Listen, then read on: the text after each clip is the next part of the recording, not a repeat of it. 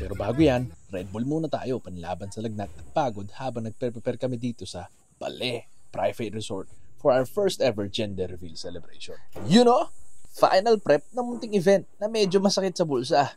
Siyempre, Dodits Catering tayo, the best yan eh. Sabayan mo ng quality na kape ng BBC, tables and chairs, pati backdrop at iba pang kineme ng Pong's Catering and Rentals. Of course, pang malakasan lights and sounds, di mo Aldrin Tuason, katapos lamunan na agad. Maraming early birds eh, kawawa naman. Uy, may butuhan din nga palang nagaganap. Habang magpapagames, nandi pa natutunaw ang laman ng tiyan. Feed me mommy ang tawag dito sa first game natin. Blindfolded, with bib, diaper, at pasubo ng saging without holding it. Ano yun? Using only your mouth. Ay!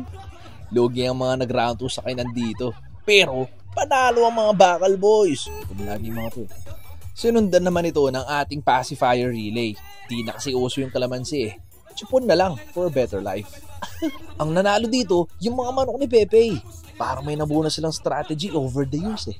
Katapos, remastered na hep-hep hooray ang game natin. Galing sa tropa na nag-gender reveal din kamakailan. Tago natin sa pangalang RJ at Seth. Halabira ang tawag daw dito sa game na to. May defending champion pa nga tayo from the last gender reveal eh. Kaso ngayon, sumobra siya sa muscle kaya natalo. Medyo nakaka-disappoint. Oh, easy. Hindi 50 Shades yan. Ang tawag sa game na to, clean me daddy. Na kung saan, ubusin na namuong peanut butter sa diaper ni baby at kung sino ang pinaka may malinis, siya ang panalo. Halos may mga asawa yung mga sumali dito sa game na to eh. Mga tipong sanay at marunong gumamit ng dila. Medyo tigil ang laban, sir. Let's go.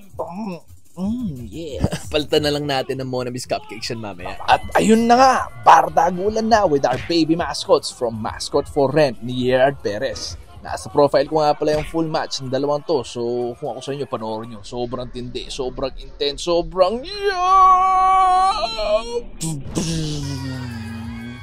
Then, poof! It became Coco Crunch. I mean, baby girl.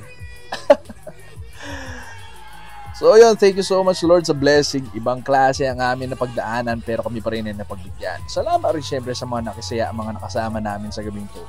Ibang na lang siguro tayo ulit sa susunod namin gender reveal. Pwede? Next year na. Let's go!